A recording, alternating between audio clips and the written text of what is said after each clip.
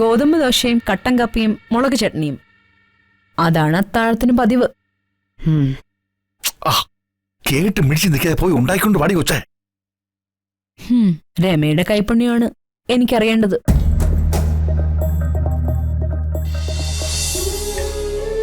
നല്ല തേജസ്സുള്ള കുട്ടി, എവിടെയോ കണ്ണു മറന്നതുപോലെ. അപ്പൊ കണ്ടത് ഒരു മറന്നോ? ഛേ, ഇതാകെ കൺഫ്യൂഷൻ ആയല്ലോ. തമ്പുരാട്ടി അനുഗ്രഹിക്കണം. നല്ല മിടുക്കി കുട്ടിയാ. ഇവളുടെ അമ്മയും ഇവിടെ സഹായത്തിനുണ്ട്. പിന്നെ ഇത് അല്ല, എവിടെ മോനും മരുമകളും? ഇപ്പൊ വിളിക്കാം. ഞാൻ വിളിച്ചോണ്ട് വരാം കുഞ്ഞോളെ.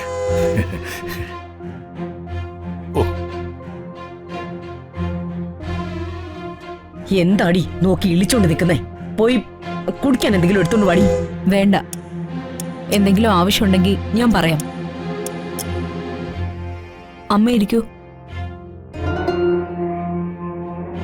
ജയരാമ ഇരിക്കൂ.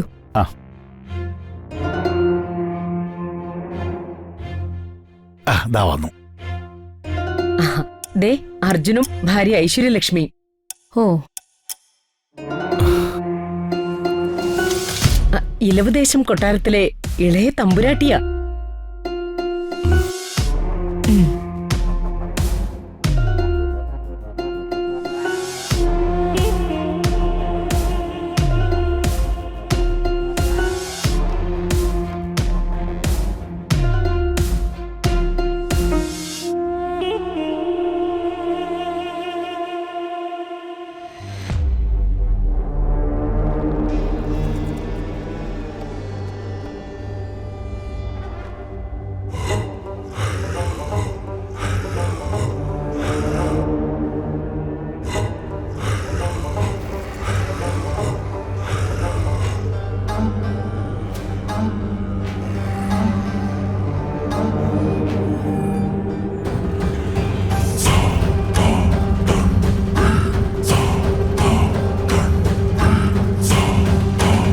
രാജകുടുംബത്തിലെയാ അല്ലേ? അതെ.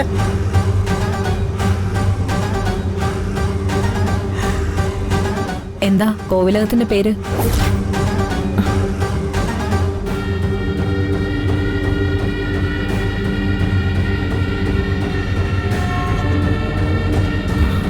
പറഞ്ഞുകൊടുക്ക.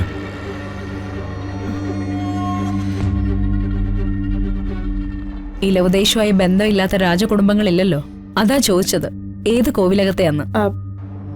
അത് സോറി, ഒരു മിനിറ്റ്. ഹലോ,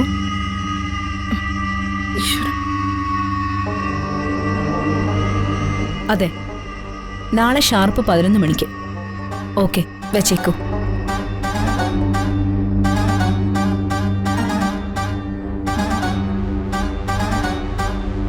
ബിസിനസ് ഒക്കെ എങ്ങനെ പോകുന്നു? നന്നായിട്ട് പോകുന്നു. ഇനി എന്തെങ്കിലും കഴിച്ചിട്ടാകാം. അതെ, അത്താഴത്തിന് സമയമാവുന്നു. രമേ, ഗോതമ്പ് ദോശയും കട്ടൻ കപ്പിയും മുളക് ചട്നിയും. അതാണ് അത്താഴത്തിന് പതിവ്. കേട്ട് മിടിച്ച് നിൽക്കാതെ പോയി ഉണ്ടായിക്കൊണ്ട് പാടി കൊച്ചേ. രമയുടെ കൈപ്പുണ്യമാണ് എനിക്കറിയേണ്ടത്.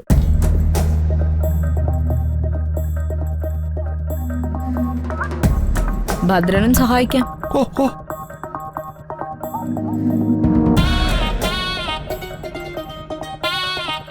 മുളക് ചട്നി രാജകീയാവട്ടെ. അത് മൂത്ത മരുമകൾ ലക്ഷ്മി ഉണ്ടാക്കിയാൽ മതി.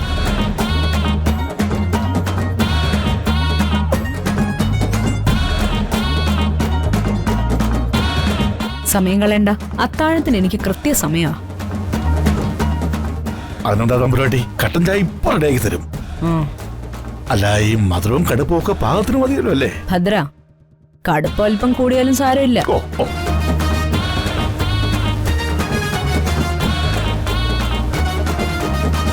വരൂ തമ്പുരാട്ടി. ജയ, വരും.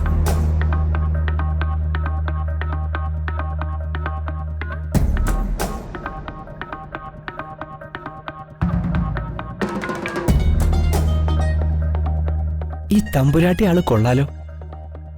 ഇതിന്റെ ഒരു തൈ കിട്ടും. അല്ല, ഇതുപോലെ ഇവിടെ നട്ടുവെക്കുന്നത് നല്ലതാ. കഷ്ടം.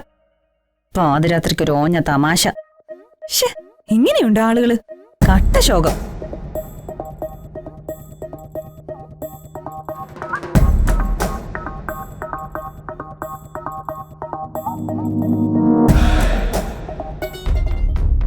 ആരാ അവര്?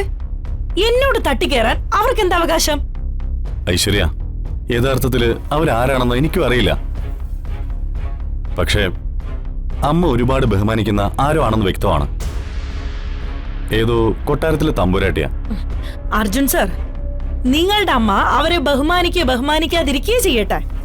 വേണമെങ്കില് ഒരു കൊട്ടയെടുത്ത് ചുമന്ന് നടക്കട്ടെ. ഈ ഐശ്വര്യലക്ഷ്മിയെ സംബന്ധിച്ചിടത്തോളം അതൊരു വിഷയമേ അല്ല. എന്നെ ഭരിക്കാനുള്ള അവകാശം ഞാൻ ആർക്കും കൊടുത്തിട്ടില്ല. യഥാർത്ഥത്തില് എനിക്ക് നിങ്ങളോട് സഹതാപം തോന്നുക. നിങ്ങളൊരു ഭർത്താവാണോ? എന്നെ ഒരാള് അപമാനിക്കുന്നത് കണ്ട് നിന്നിട്ട് പോലും നിങ്ങൾക്കത് ചോദിക്കാനുള്ളൊരു തന്റെ ഇടം ഇല്ലാന്ന് വെച്ചാ കഷ്ടമാ. ഐശ്വര്യ, അമ്മ ബഹുമാനിക്കുന്ന ഒരു സ്ത്രീയാ. അപ്പൊ ഞാൻ എന്റെ ഭർത്താവിന്റെ മുന്നിൽ വെച്ചാണ് ആ സ്ത്രീ ഞാൻ രാജകുടുംബത്തിലെ ആണോ അല്ലേ എന്നുള്ളത് ചോദിച്ചത്. എവിടെന്നെങ്കിലൊക്കെ കയറി വന്നവരെ ഞാൻ രാജകുടുംബത്തിൽ അങ്ങോ ആണോ അല്ലേ എന്ന് ബോധ്യപ്പെടുത്തേണ്ട കാര്യം എന്താ എനിക്ക്? ഐശ്വര്യ, നീ വെറുതെ പ്രശ്നം ഉണ്ടാക്കാൻ നിൽക്കരുത്. അവര് എത്രയും പെട്ടെന്ന് മടങ്ങിപ്പോവും. അതുവരെ നീ എനിക്ക് വേണ്ടി ഒന്ന് ക്ഷമിക്ക്. ഭർത്താവായിട്ട് കിട്ടുന്നവനെ പണവും പദവിയും മാത്രം ഉണ്ടായാ പോരാ, കുറച്ചെങ്കിലും തന്റെ ഇടം വേണം. ഐശ്വര്യ, തന്റെ ഇടം ഇല്ലാത്തവനെ ഒരു പെണ്ണും അനുസരിച്ച് ചരിത്രം ഉണ്ടായിട്ടില്ല. ഐശ്വര്യ, ഞാൻ സമാധാനത്തോടെ നിൽക്കുന്തോറും നിന്റെ സംസാരത്തിന്റെ മൂർച്ച കൂടി വരിക. സർ, എല്ലാ പെൺകുട്ടികളെയും പോലെ ഒരുപാട് മോഹങ്ങളായിട്ട് വന്നവൾ തന്നെയാ ഈ ഞാനും. ഈ വീട്ടിലേക്ക് കാലെടുത്ത് വെച്ച അന്നു മുതൽ ഞാൻ അനുഭവിക്കുന്ന അവഗണനയുണ്ടല്ലോ, അതനുഭവിച്ചാലേ മനസ്സിലാവൂ. ഒരു കാറ് വാങ്ങണമെന്ന് ആഗ്രഹിച്ചപ്പോ കളിപ്പാട്ട കാറ് വെച്ച് എന്നെ ആക്ഷേപിച്ചു. എന്നോട് പക തീർക്കാൻ അനസൂയെ പിടിച്ച് കമ്പനിയുടെ ജനറൽ മാനേജറാക്കി. എന്റെ രഹസ്യങ്ങൾ അന്വേഷിക്കാൻ ഏതൊരു ലേഡി ഡിറ്റക്റ്റീവിനെ വെച്ചു. ഇതിൽ പര അപമാനം ഒരു പെണ്ണിനും സംഭവിക്കാനില്ല. എന്റെ മനസ്സൊരു അഗ്നിപർവ്വത. ഒരു ദിവസം എല്ലാം കൂടി അങ്ങ് പൊട്ടും. അതിനി അധിക സമയമൊന്നും കാത്തിരിക്കണ്ട.